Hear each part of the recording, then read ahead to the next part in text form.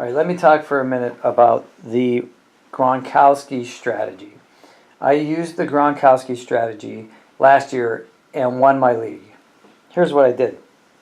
Well, I was picking second. That had a lot to do with it too. So I was picking second. The guy ahead of me picked David Johnson. Of course, we all know what happened to David Johnson. He got hurt like the first week.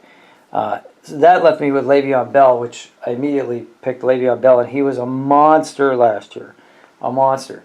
So when the snake came back around, I had a feeling that the guy that was picking first, see, I got to pick before the guy who was picking first. And I had a feeling that he was going to go for Gronkowski. And so I picked up Gronkowski, and he did. He ended up picking up Kelsey afterwards, and then I went back around and I picked up, I forget who I picked up in the third round. But I'm glad I picked him up because we get a full point per reception, and Gronk gets thrown to all the time. And this year he might get thrown to even more because of the situation with the wide receivers. You got Julian Edelman out for 4 games as of right now due to not quite peeing well enough and passing his drug test. And so I think at least for those first 4 games, Gronk is going to be huge. And Gronk gets his even when he's being double teamed. So that's huge. Travis Kelce is another one. If I can get either one of those guys, I might, there's an honest to goodness strategy where you pick them up. You pick one of these guys up in the second or third round and go from there. The problem with picking them up in the second round, if you're not at the top of the draft order, like if you're drafting second or third, you can come back around, you can pick up still one of these decent guys, say like somebody who's like ranked like 8, 9, 10, 11, and they'll still be available. If you're picking lower, if you're picking like 10th or something like that, by the time you take a running back and a tight end, by the time it gets back around to you, now you're down, you're probably going to be down somewhere in like 15, 16, 17 range. I don't know.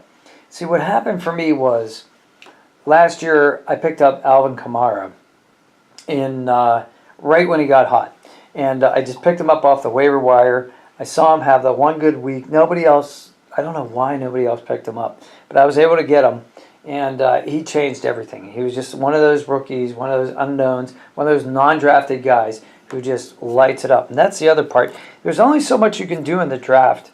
The draft is a very essential part of managing your fantasy football team. However, watching the waiver wire is so important.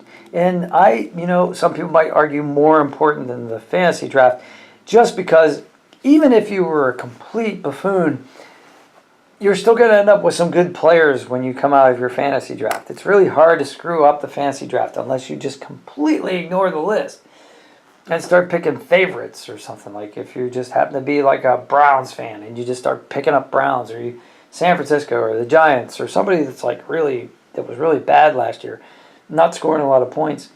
It's really hard to screw that up. But you can make your team better by watching the waiver wire. Now, we'll talk about that as the year goes on, as the regular season goes on. I'll hopefully keep posting these videos if anybody's interested. And I'll talk to you about who I think are the good picks of the week. Maybe we'll even do it once a week. So if you're interested in that, give me a buzz. Drop me a line. Like the video, subscribe to the channel. That way you'll get a notice when I do another video. And put it in the comments below. Love to hear from you. Good luck with your fantasy draft. That's the Gronkowski strategy.